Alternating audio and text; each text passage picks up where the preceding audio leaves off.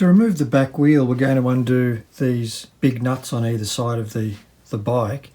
You need to remove the back covers, which I've shown in my previous video about removing the side cover on the TC Wanderer. At the beginning of that I show how to remove these side covers here. The next thing you need to do is just to get rid of these cable ties, and then we're going to pull this cable off as well, and this back section which wasn't in my video. So let's do that now. We'll just cut these cable ties, and then we'll go to the next step, which is just removing this back mudguard section. So to remove this, we're going to use this tool. It has a handle on it, and basically we're going to put it under this little plastic tab and then pry it up. So we're going to do that on two places, one here and then one up on the bar up at this end here. And that then loosens or frees this 12 volt cable away that lights the LED number plate illumination. Then actually, while I've got the camera, we can have a look down here. There's actually a connector, a white connector here. You can see that. I'll just zoom in down under there. We're just going to disconnect that, and then this whole assembly then can just pull off. So let's just do that next. Here we go. So the clip's on here. I'm just going to pull it up.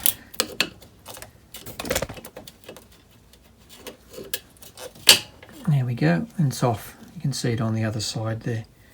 Simple as that. Then I'm going to just pull that out there. Just going to reach in with my hand. You may not be able to see this very well, but there's a little clip on here. Sorry, my fingers are in the way. I can't help it though.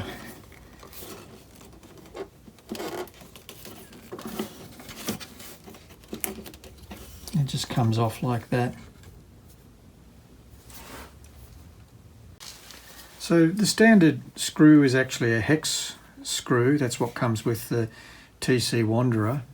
It's a 8mm.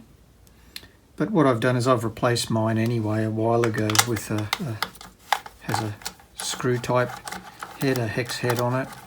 Not a hex head, but a normal type driver head. I'll just show it to you if I can get it out here. My big gun's out and get a pair of nippers here. There we go.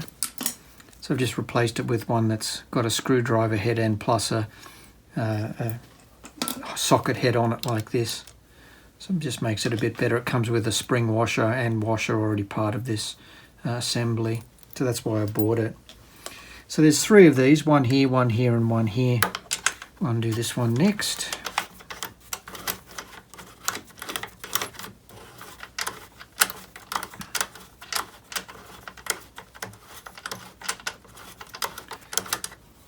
And I'll just leave that sitting there for a second. Undo the very bottom one. Now I just need to take the weight off this.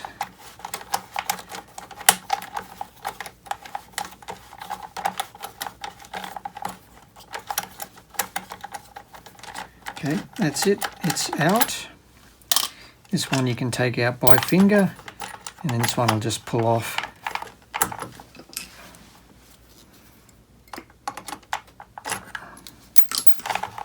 There we go, the whole assembly is off.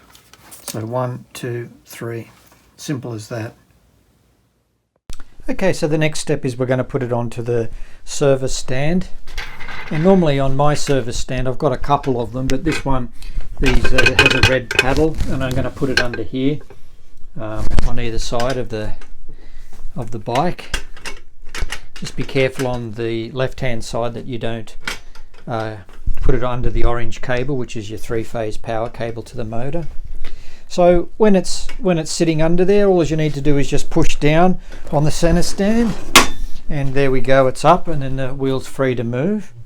And so the next step we're going to do is just to remove this.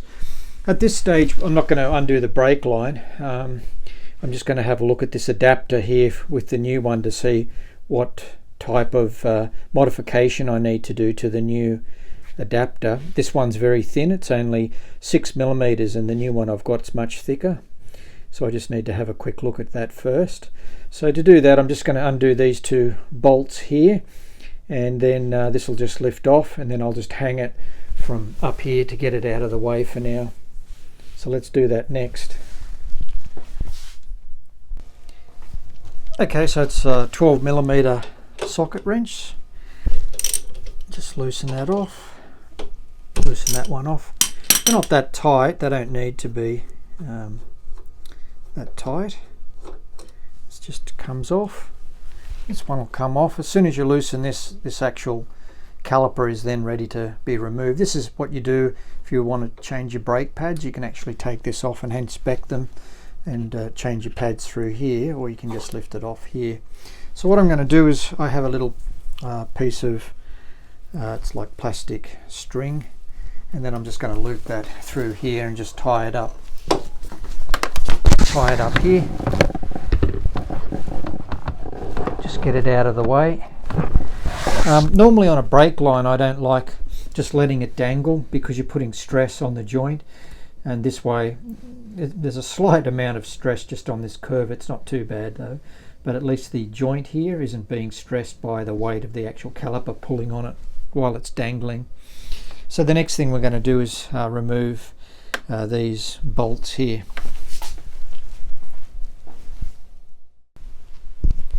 Okay, so you need a 27mm socket, and I've got in this case a long wrench or a long bar, and basically you can just pull down. Again, they're torqued up fairly tight, but when you have a long bar like this you don't really notice the actual the torque strength a lot. This makes it much easier. The leverage is greater, so it's quite easy to get off. So you just undo either side. It has a spring washer, so even though the bolt's loose it's a little bit tight because of the actual spring washer. In fact, now that that's done I can remove that big one and I'll just put it back onto my socket here. Just a smaller hand-sized socket's good enough. There we go, the pressure's off the spring washer, so the nut comes off. There it is. Spring washer comes off. There it is. There's one more piece of square metal here. It's a spacer that sets, it's at the same length on either side, so it sets the wheel angle inside the rear swing arm. So we just undo that. That's looks like a 10mm, I think. I'll check that in a second. We'll just undo the other bolt from the other side.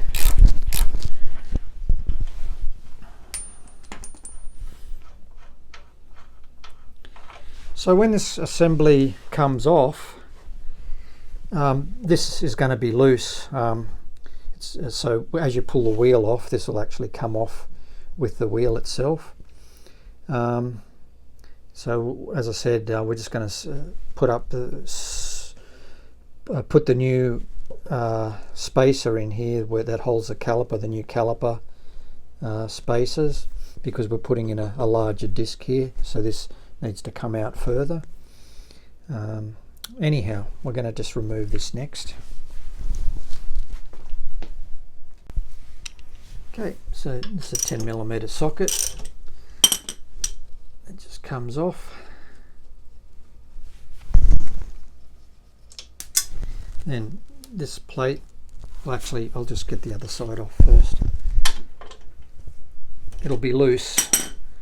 Once you just move the wheel a little bit it comes loose. Okay, let's have a look. Just give it a bit of a tap. There we go. That's one side off. Okay. So now that that's done, there's nothing holding this on at all. Just a matter of getting the weight and just pulling this off.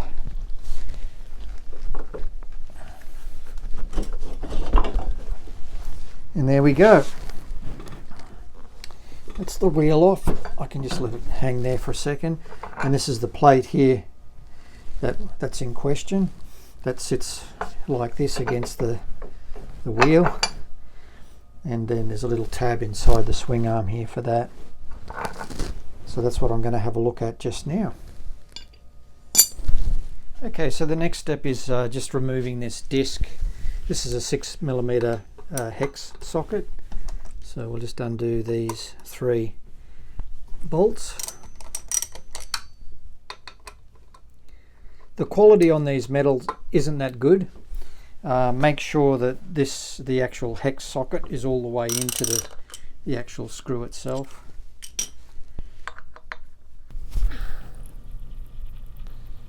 There's one.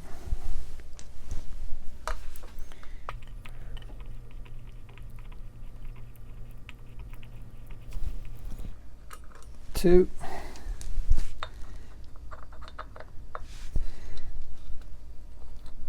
Just keep your fingers. I'm not going to put my fingers on this disc. I may have to reuse this again later if I can't finish this modification soon. So I just want to keep my greasy fingers off here. But you need to hold it, because once you loosen these 3, there's nothing holding it on. It's going to come off accidentally and hit the ground, and you'll score the disc. So just make sure it's okay. That just lifts off. That's the old one.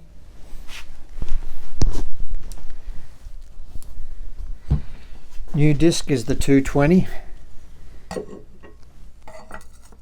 This is exactly the same size, so we can use the same bolts again. I'm just going to put it up here. For now, I'm just doing everything. I'm not firming everything up yet, just leaving things a little just hand tight, just while I offer up the disc's hub itself and the calipers to make sure everything fits okay.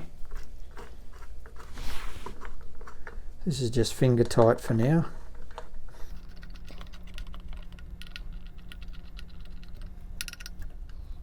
There we go. So yeah, it's a huge difference in size, as you can see. So the rear braking power of this bike is going to be excellent when this is finished. So this is the standard disc mounting bracket that I have, and it slips when you put the wheel on. The bar slips through the center hole, and then this part slips onto this little stud that's sticking out of the side of the swing arm here like this. So this is the standard one. So the new one in the kit is quite different, and we have to modify it to make it fit properly. And I'm going to put them side by side up on the bench, and you can have a look at the difference and what we're going to do. So this is the original one here, and this is obviously the new one that I've purchased.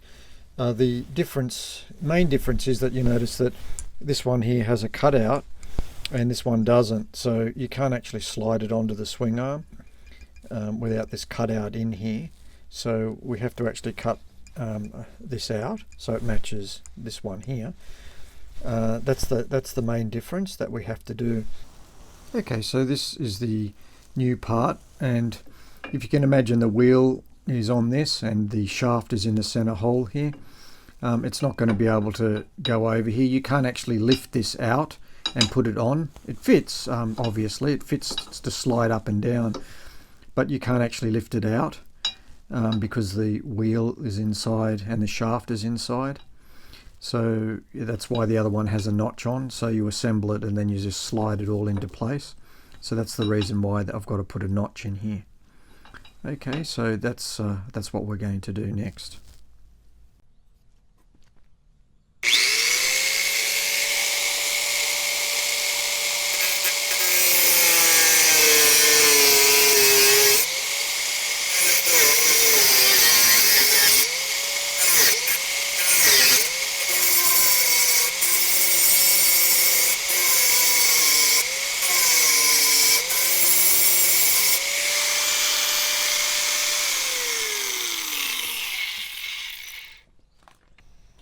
Okay, so there we go, the notch is cut out. Okay, so here it is cut out. And we just did it in here. That section's cut out. I'll just show you what it looks like when you put it onto the swing arm. Okay, so here it is, and I just put my finger in here like if it's the bolt. You can just see it slips on. That's the whole idea. Once the wheel's on, it just slips in. What we do have to do next is we're going to put a piece of aluminium here in the middle just to strengthen it up, because this part here now has been weak because we cut out the end. So we're going to put a piece of aluminium here and tap it out with 4 3mm bolts that are going to go through the aluminium piece, and that's just going to strengthen this middle section up, because when this is on and running and the wheel's running, when the brake calipers actually close on the disc itself, it'll want to rotate this on its pivot point. It'll want to rotate it up, and there's a risk that with the double braking system with the 220mm disc that the torque will actually bend the aluminium. It is possible, so I'm going to reinforce it just to make sure that that doesn't happen. Okay, so that's going to be the next step. I'm just going to drill the holes in the top of the aluminium on either side first, and then next we'll do the centerpiece. Okay, we're going to drill 2 holes in this bracket. 2.5mm is what I'm going to start with, and that's going to be used to secure the metal bracket, which will eventually have 3mm bolts put in through these holes here. Okay, so let's start drilling these.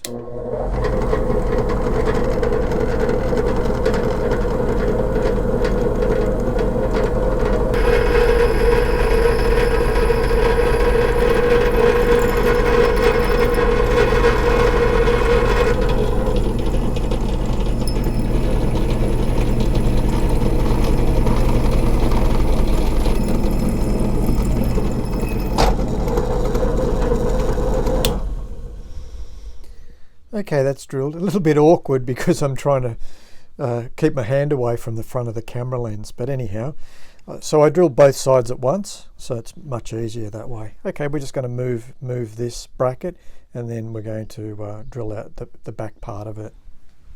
Okay, I've just set up this little jig here because of the angle of this bracket here. It's just a little bit awkward to put in the vise.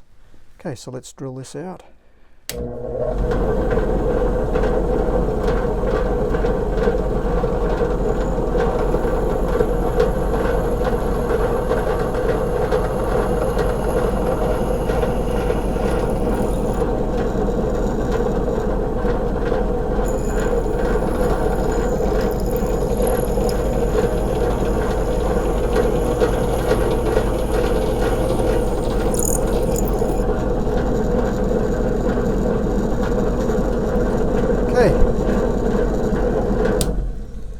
There we go, 2 holes drilled in there, and we're ready now to put in the aluminium section into the center here.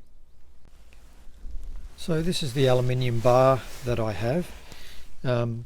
Basically it's 15mm wide by 10mm deep, and we're going to use that in the center of the bracket, the caliper bracket.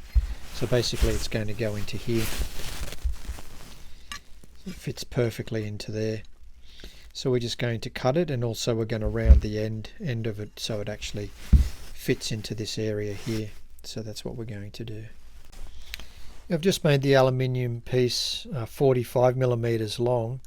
Doesn't have to be exactly that length, just approximately that length. It's just enough so that the other part in the swing arm fits in here.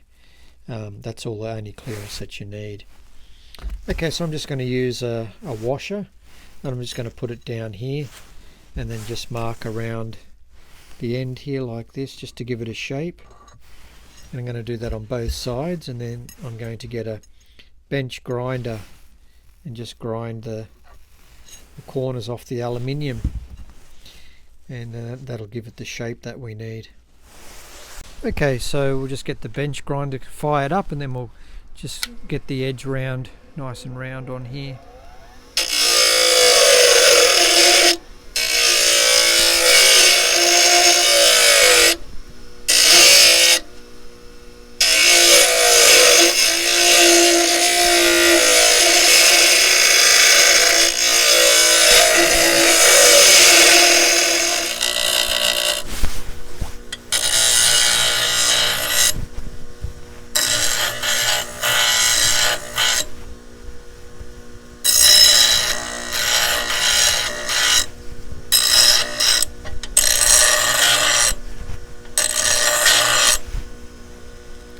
Okay, and there it is, all nicely done.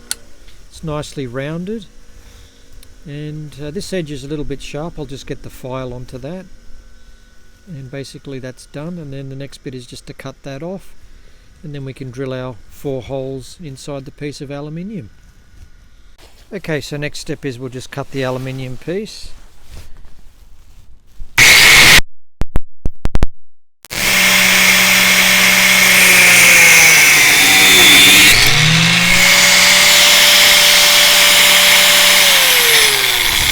Okay, so that's done,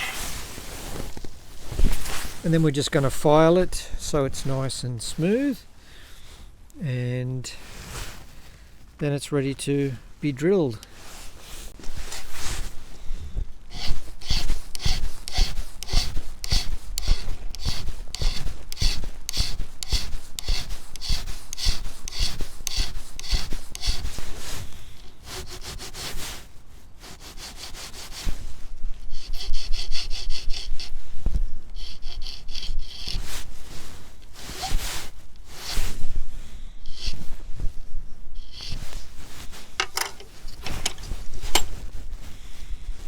There it is, one piece ready to insert. Okay, so there it is, there's the insert. I've just got it there by finger. I'm just going to put some tape on it just to hold it temporarily, just while I mark in the hole points to drill the insert in. Okay, so we'll just drill a little bit of these holes in here.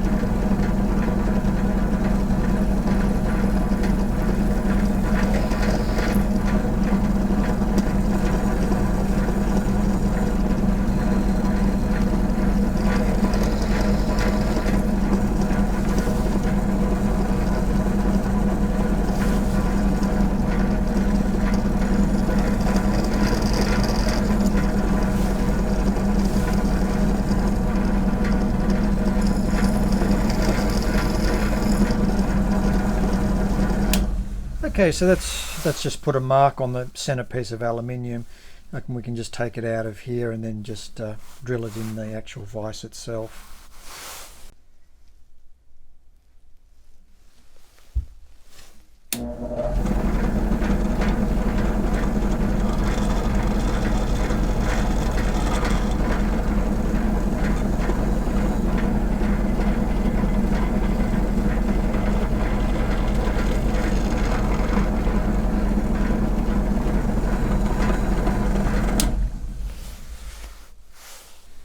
Okay, so the drilling's done. Now we're just going to tap them out.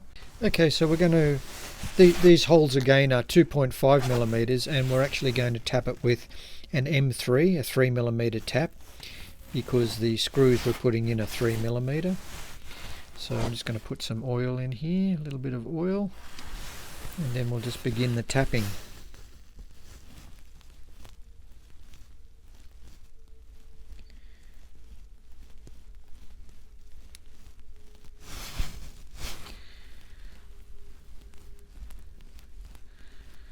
And just go slow.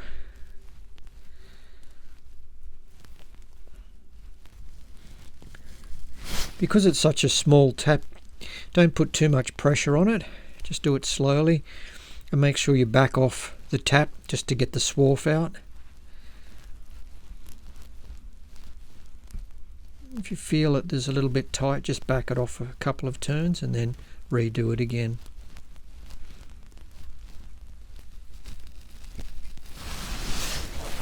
Okay, there we go, it's all done. So now we'll just clean it up and then we'll put it onto the bracket. So these holes that are in the bracket are 2.5 millimeters. So we're just going to drill those out to 3 millimeters for the bolt to go through.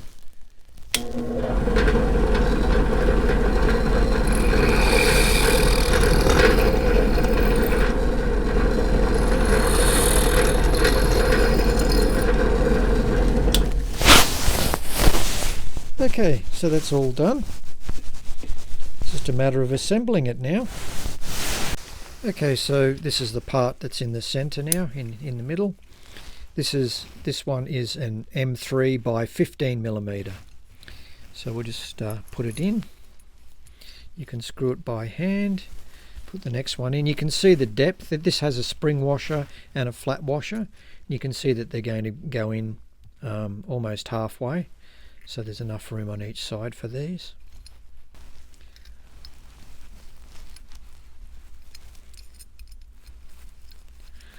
Just get them seated for now, just roughly. On the other side. And then we just tighten them up. I'll show you when we're done.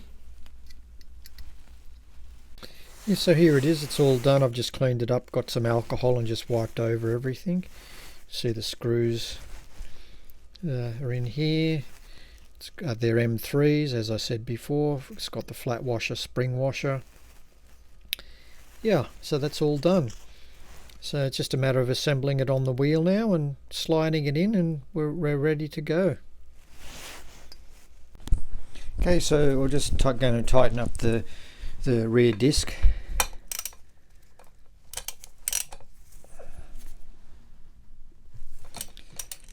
These don't need to be extremely tight.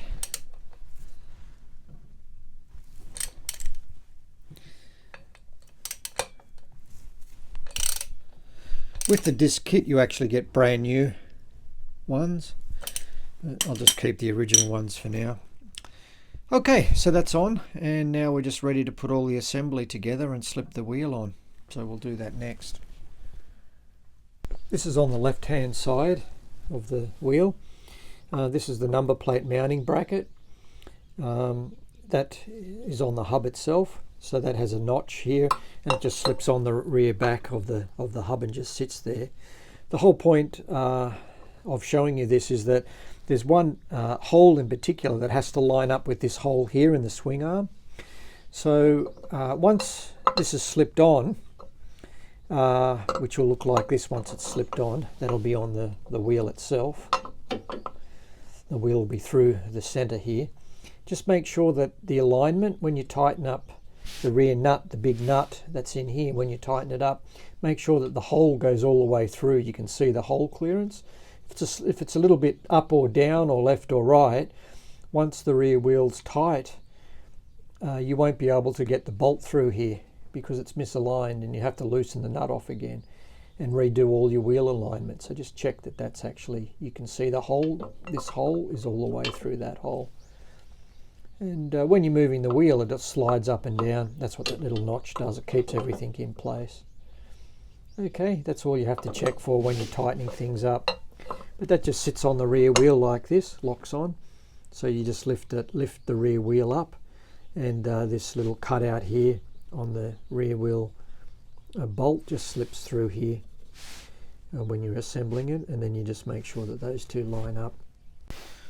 Just one thing I'd like to say briefly is while the wheel's off, you might want to think about just widening the rear swing arm a little bit. The new bracket for the brakes is slightly thicker than the old one, so it's about 5mm wider. So what I did on mine was to just get a car jack like this and just put it between the forks, between the forks on the swing arm, and I just, with my fingers, I just screwed it a couple of times, and it just pushes it out. And that's all you need to do, just a slight amount, and it's just enough. That those few millimeters is just enough, and it makes the rear wheel, putting the rear wheel in, extremely easy. So if you're having trouble fitting it after everything's done, just keep that in mind. It only takes a couple of seconds to do, and yeah, it works really well. Yeah, and it'll just fit on quite nicely. Alright, let's go to the next step. Okay, so let's put the wheel back on. So the first thing is we'll just put this bracket on the other side. I've already spoken about that. So that just can sit in there ready to go on. If it's a little bit in the way, you can just push the orange cable down slightly to get it in the way. Make sure that these two cutouts on the shaft are facing vertical, up and down, straight up and down. And that'll slip straight into here easily.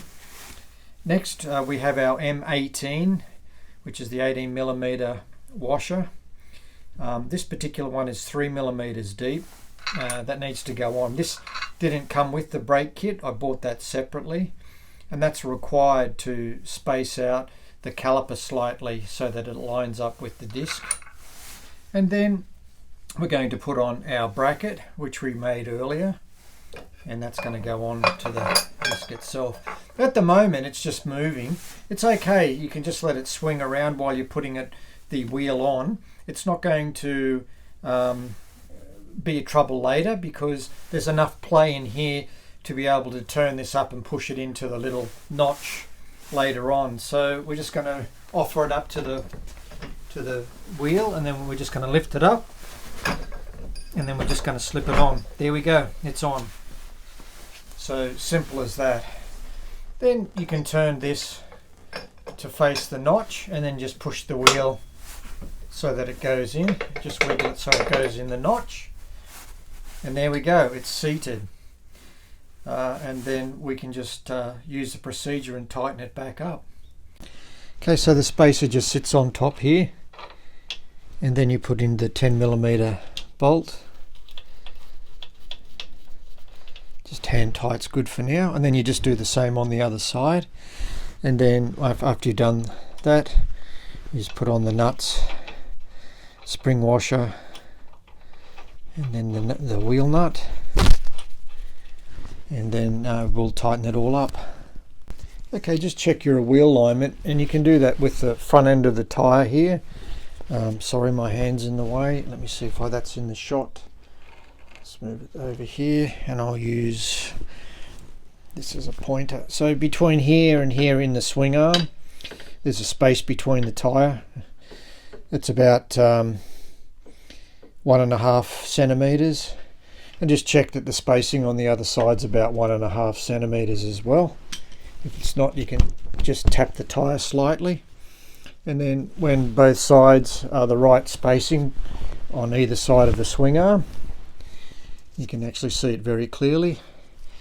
That's fine. That's enough to be able to tighten these little spaces here. 10mm socket like we used last time.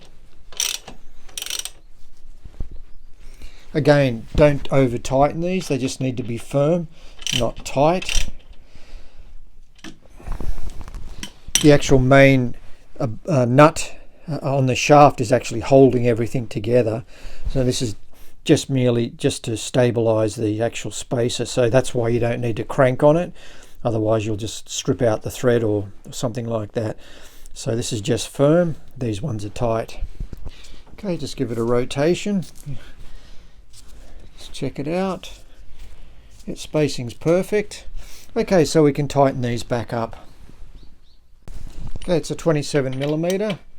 I'm just going to use the small one first just to firm up the suspension. I'll do a little bit on either side first, because while it's loose, it's actually pulling the rear swing arm together on either side.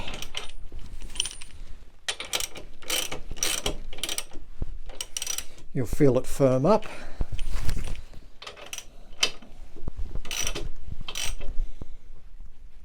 Okay, that's firm. Now we'll just get the torque wrench and torque it down.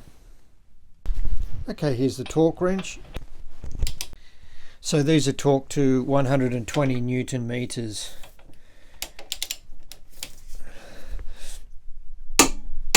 Okay, I'll do the other side.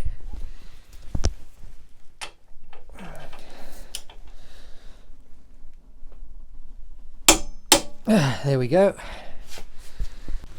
Okay, so I've just got some alcohol here. I'll just put that on a cloth. It's nice and wet. And then I'm just going to go around the disc itself. So I'll just use the other hand here like this.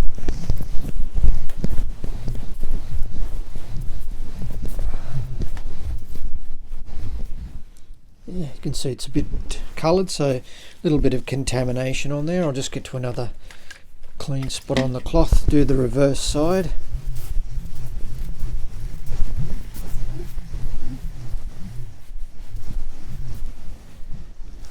Okay,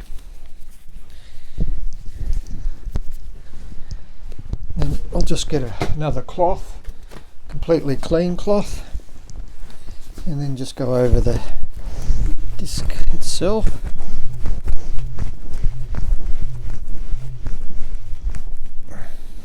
To the other side. Okay, that's all done, all clean, so now we can put the calipers on.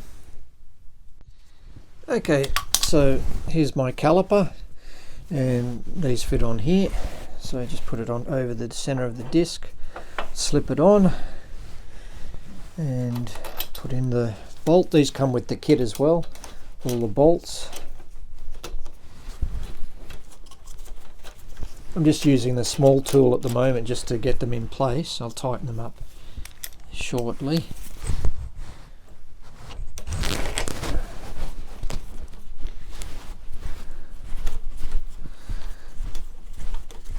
Just while this is still loose, these aren't tight yet. I just wanted to explain, when you turn this, you're going to hear the noise. That's normal because the actual disc needs to rotate to push the new pads just away from the disc itself. So what we normally do is that once we have all the system bled with the new cables we've put in, you normally pump up the brake, hold it very tight so that these two brake pads are pushing against the actual disc itself, and then you tighten these up firmly. So at the moment we're just going to have them just on a little bit loose at this stage. I'm going to do the bottom one next. Okay, just one thing I wanted to add, just when you have your calipers on, just make sure that this center line is exactly the center line of the disc itself. So this is the disc rotor, this is the side view, right? So if we move it over so you're looking straight down, you can see that where the caliper here, the two parts of the caliper are joined together, the actual disc itself runs along that center line, and then you can see it inside here where the brakes are. But regardless, whatever brand you choose, if you decide to do this modification, just make sure that this center line of the caliper is actually in the center of the actual disc itself. Okay, yeah, thank you. Okay, slip it on. Goes over these little rings here.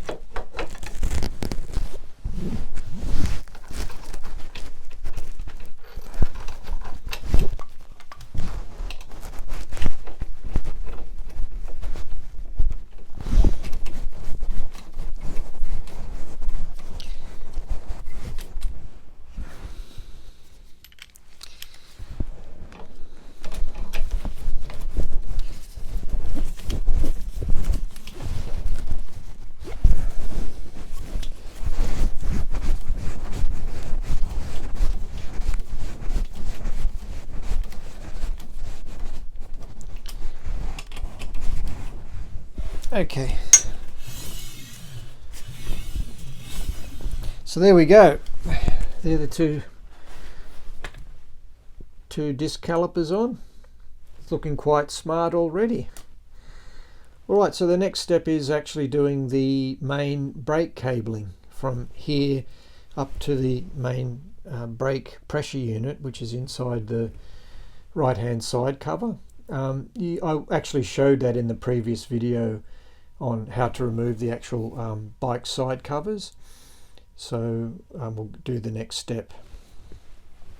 So this is the main brake line that runs down to the rear brake, and it's obviously a single one. So the one we're going to put in, it's a longer bolt, a longer brake line bolt, and as you can see, the case of the battery and where this is actually mounted, it fits just. You can see there, I can just get it in once I have the two brake lines on this extended brake bolt, but it goes in here basically. So we're going to have two lines running down from here, from the main control unit that does the front and rear brakes, and then that's going to run down. Two of them are going to run down. So I've actually bought two sizes of cable.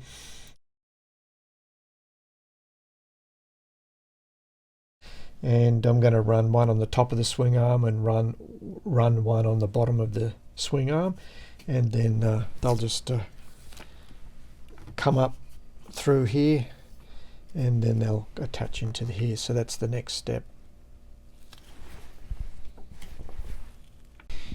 So just before we undo the main bolt at the front of the bike, this is the rear caliper. I'm just going to loosen the bleeding nipple on this, just in case there's any pressure on here. So any fluid that's going to come out will just go into this little glass bottle.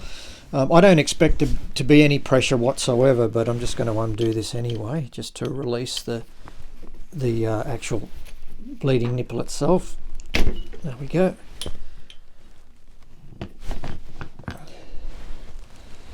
And as I thought, there doesn't seem to be any pressure on there, which is obvious because there's no brake pressure at this stage.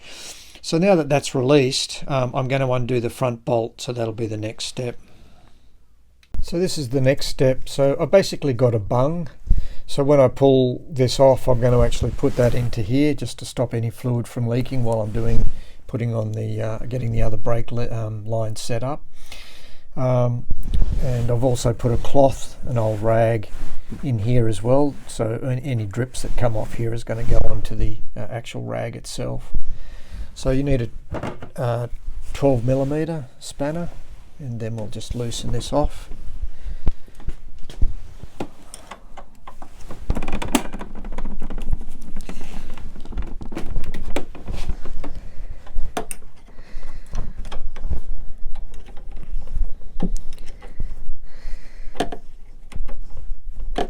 Couple of turns should do it.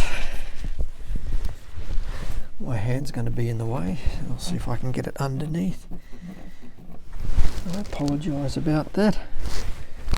Can't be helped.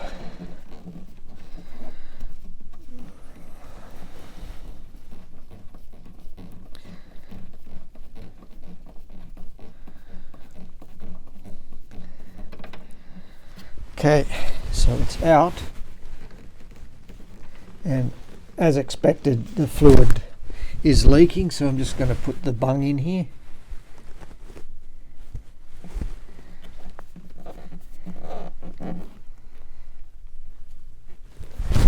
So that's just to stop it. Now the fluid's actually coming out of here, so I've got a little plastic bag. I'll just remove this nut for now. That can go over the actual thing itself. And then I've just got some automotive masking off tape. I'm just going to put that around here for now.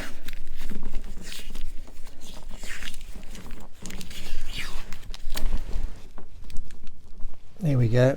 So the fluids, any fluid that drips out of this cable is just going to be in that plastic bag. Take out the brass washer. So the way to clean off brake fluid if you have any drips anywhere, and I've got a little bit on this cable, is just use water. Or soapy water, and it's fine. That's all you need to do. Do not get any on your paintwork. It's like acid, so brake fluid will eat off your paint quite happily. So if you do accidentally drip any brake fluid onto any of your panels, like for example down here the bottom of the Super Soco fairing, just wash it off immediately in water, and then it'll be okay. Alright, so that's the next part, just removing this cable, which I'll do now, and then we'll put on the new brake cables. Okay, so we're just going to attach the brake line to the rear caliper, the top one first, doesn't matter what order you do it in. Just pull out the little cap. You've got two copper washers, so you have one on the outside, one on the inside. It just screws into here.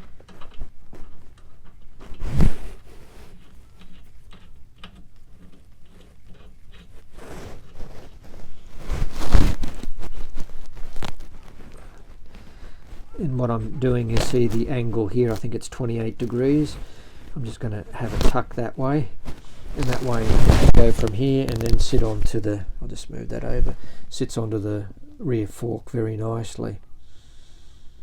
So it comes out perfectly that way.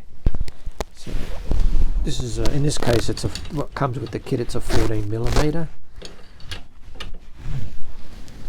So you can use your thumb and holding the side of the actual hose connection and just tighten it up.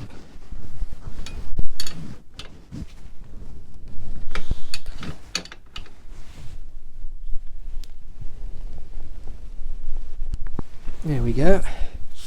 Now, interestingly enough, which I'm really happy about, is that this caliper has a bleed nipple here, but also they've made one on the top here, which is absolutely excellent because you can just bleed the brakes straight from here, and it makes it a bit simple when you're bleeding the brakes. So I'll just put on the cap. You don't forget these are still loose, and we're going to tighten those up later, but for now that's what we want to do.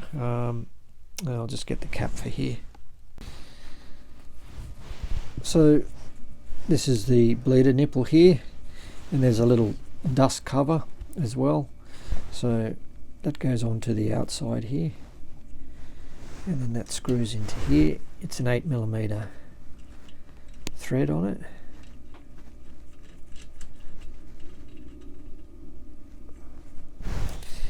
Now we don't want it too tight, I just want to just close it. That'll do, just very barely. That's the actual dust cap that fits over it, so we're going to use that later to bleed the nipple. Okay, so that's done, and then we'll just feed the brake cable through the bike and up to the point where it's going to be put on. The bottom one, the bottom side down here, I haven't decided which way I'm going to run the cable yet. I don't know whether to do it under or to bring it up over here and up here. I think I might do it this way and run them both on the same way along the top. I think that might be better.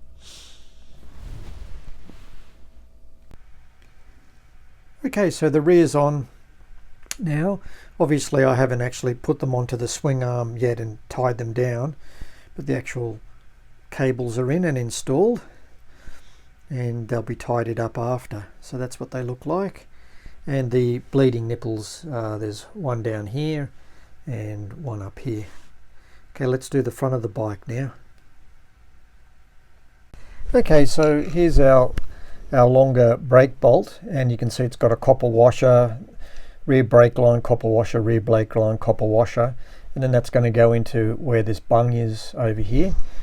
I won't be able to video me screwing it in because my hands are going to be in the way while I'm actually doing it. But I'll show you after I screw it in what it looks like. Okay, so there's both the cables are in now, and you can see it's goes in here, so it's the standard mounting. So it's the thread on this is a 1.5 thread. So when you buy it, there's a 1 pitch, 1.0, and a 1.5. This is the actual 1.5 pitch, which is a slightly coarser pitch when you buy this longer one.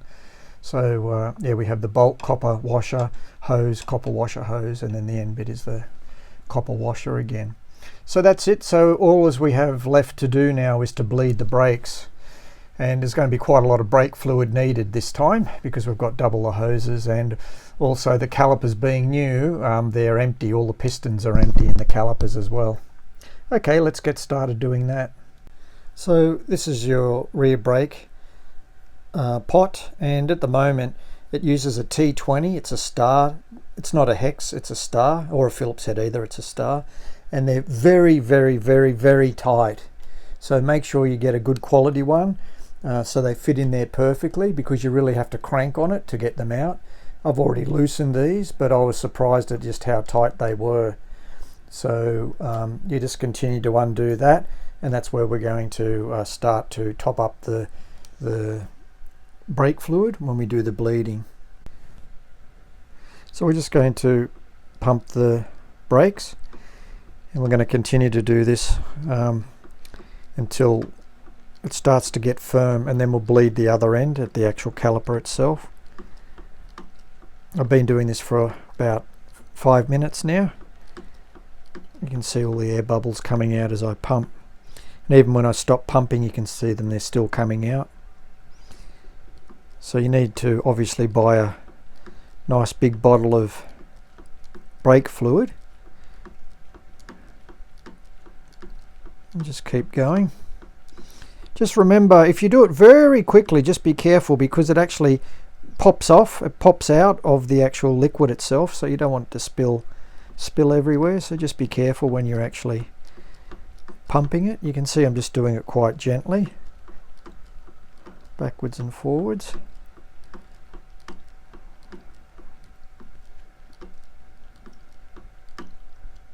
See all the air coming out now out of the lines.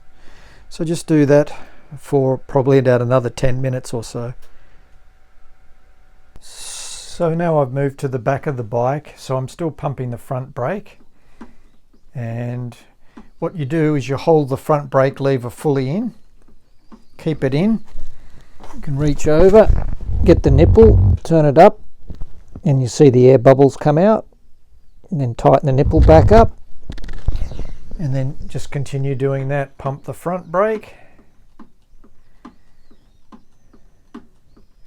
squeeze it in, hold it in, lift the nipple up, turn it up, turn it down, and just continue that process till there's no more bubbles, and then you'll start feeling the brake caliper firming up after a while. Obviously we've got to do the bottom one as well, so we'll just do the top one first, and then we'll continue on down to do the bottom one.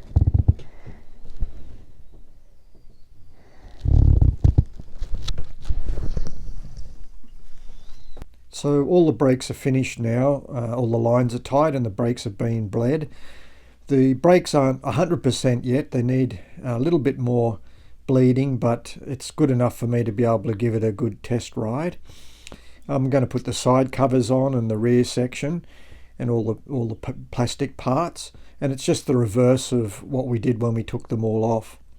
So the next video you'll see is it all back together with the outside, and I'll do a quick walk around of the dual disc braking system. Final shot of the brake lines. Runs along the swing arm. It's tied down with cable ties nice and neatly, and then runs up into the inside of the bike. So I'm just going to put the covers on now, the side covers and the back number plate holder, and then we'll have a look at the finished bike. Okay, so here's the final version of the Wanderer after the brake installation. We'll go and have a look here. You can see the brakes here, top and bottom. It runs very nicely around the side of the bike.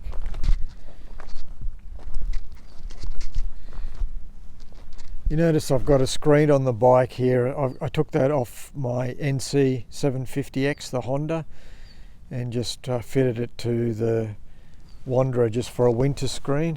It's very easy to do. I've got a larger screen on the Honda, so that one I actually didn't use at all. So now I've got the double brake system, and it looks good. I don't know how it goes yet, I haven't ridden it, so I'll do a quick review next time, and I'll let you know my thoughts on how it is. But my feeling, just pushing it out here to outside, my feeling is that it's going to work extremely well. It's completely different feeling to the rear brake on the standard Super Soco. Just stopping the bike here, it just pulled up instantly just using the back brake, which is excellent, which is the goal, the whole idea of what I wanted to try and do. Okay, so thank you very much for watching. I hope this helps you if you're interested in actually upgrading your brakes. You don't have to go as far as what I did with the double brake system. You can just put a 220mm rear disc and a single, you know, that'll work probably quite okay as well. But this was a kit, it came with everything, so I thought that I'll give it a try. Okay, thank you very much. We'll see you next time.